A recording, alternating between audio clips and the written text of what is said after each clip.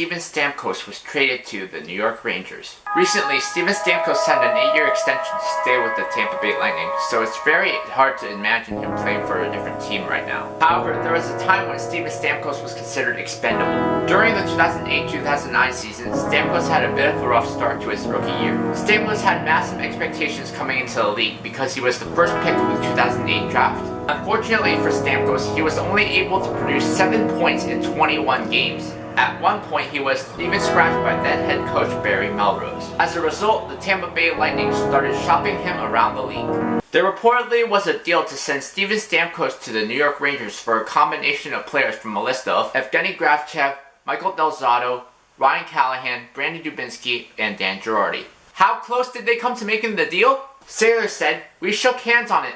That's how close. I had an agreement with Len Barry. I asked him if he had the authority to make the trade. He assured me that he did because he was the owner. But then, the next day, I found out that he didn't.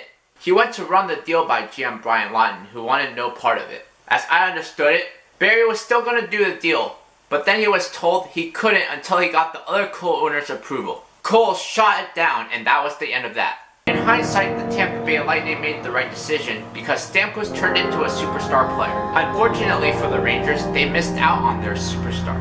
What if this trade had gone through? How would it affect the Lightning, the Rangers? How about the rest of the NHL? To see how this trade impacts both teams, we have to put together a package that would be headed to Tampa Bay for Steven Stamkos. For a potential superstar player like Steven Stamkos, the Tampa Bay Lightning would likely want Dan Girardi, Brandon Dubinsky, and a first-round pick in 2009. This trade would have made sense for both teams. Brandon Dubinsky gives the Tampa Bay Lightning a solid number 2 center. Dan Girardi gives the Tampa Bay Lightning a top-pair defenseman that they really needed. A first-round pick in 2009 is absolutely critical in this deal because Dubinsky and Girardi are not enough to get Stamkos. The first-round pick would be used to select Chris Kreider, who would be a very good player for the Lightning in the future. Even though the New York Rangers are giving up quite a bit in this deal, it is worth it because they are getting a superstar player in return. If this trade happens, the Tampa Bay Lightning has more depth in the roster, but they don't have a superstar player yet. Yes, the New York Rangers do get a superstar player, but their defense is going to hurt because of the loss of Girardi. Overall, this trade benefits both teams, but it's hard to overlook the impact a superstar like Stamkos has on a team. This scenario will leave Rangers fans wondering, what if? Next, what if the New York Islanders traded 6 picks for Ryan Murray?